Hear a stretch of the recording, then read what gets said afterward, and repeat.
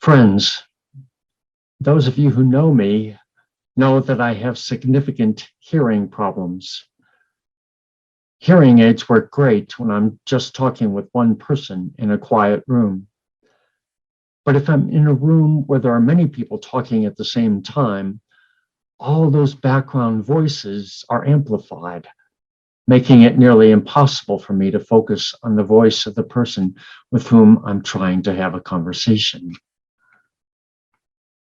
I find that a very similar thing happens with the many thoughts or melodies that are constantly playing in the background of my mind like a broken record.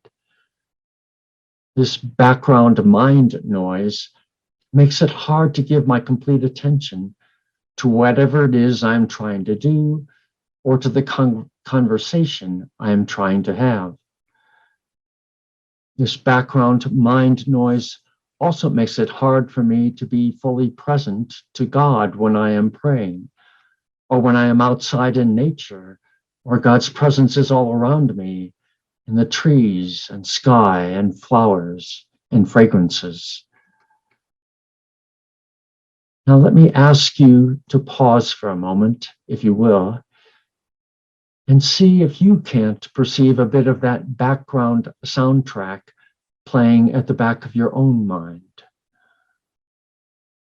You may hear a fragment of some melody or a replay of bits of a conversation you had with somebody yesterday, or see a mental video replay of some scene from a TV show or a news broadcast you recently watched. Or you may find that some article you read in the newspaper or on social media caused a strong thought response or feeling response to rise up within you. A thought or feeling of anger, perhaps, or outrage, or resentment, or hopelessness, or sadness. And these thoughts and feelings play over and over again in the background of your mind, just under the surface of your conscious awareness. It happens to us all. And though we might think that this background soundtrack or thought track or feeling track is harmless, out of sight, out of mind, these repetitive, compulsive background tracks cause us to be preoccupied, dividing our attention and sapping our energies, sometimes leaving us exhausted at the end of the day. We don't have these repetitive thoughts and feelings. They have us. And they keep us from being fully present to the person with whom we are speaking or the task we are trying to perform. And they keep us from being present to God, who is always with us, among us, and within us. To the extent that our minds are filled with these background thoughts and feelings, which most often come from the kingdom of this world and its values, we are not filled with God's thoughts and feelings characteristic of the kingdom of God, the mind of Christ, and the larger and nobler self we truly are in God. It's not that we can stop having these background thoughts and feelings. We can't. But there are at least two things we can do to keep them from having us. First, we can bring them to our conscious awareness. We can stop whenever we think about it throughout the day and become aware of that melody constantly playing in the background of our mind, or that repetitive thought or feeling. And then consciously let it go. Don't hold the thought or feeling or let it hold you. Just let it go.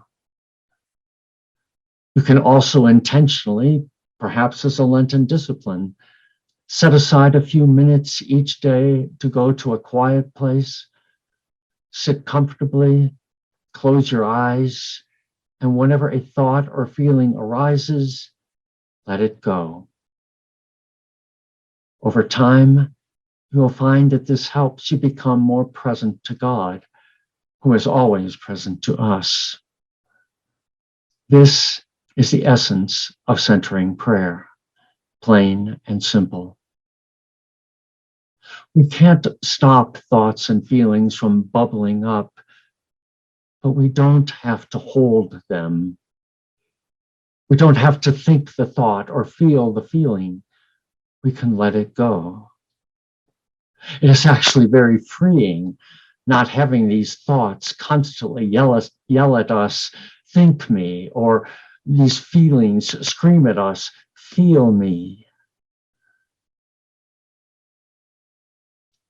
The second simple thing we can do to intentionally deal with these repetitive, often negative background soundtracks, video tracks, or feeling tracks is to be more intentional about what it is that we are putting into our minds to begin with, what it is that we listen to or watch.